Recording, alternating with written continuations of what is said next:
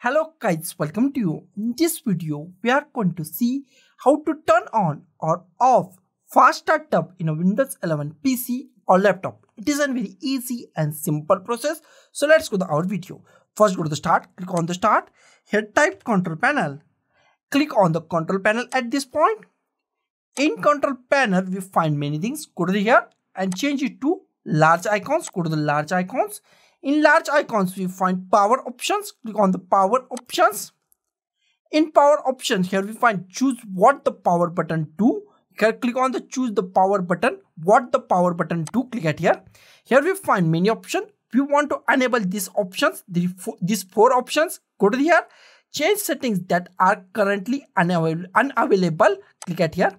And here we find our settings are now showing. Here we find if you want to turn off, then uncheck it, turn on fast startup recommended. If you want to off it, then uncheck it, click on the save changes. And if you want to turn on it, then go to here, change what the power button do. Click at here, change the settings are currently unavailable. And if you want to turn on it, then select this, click on the save changes, restart your machine, and your PC is turned on or off on startup in a Windows 11 PC or laptop by this simplest way. So guys, thank you for watching this video. Don't forget to like, share, comment on this video, and don't forget to subscribe the channel. Thank you guys.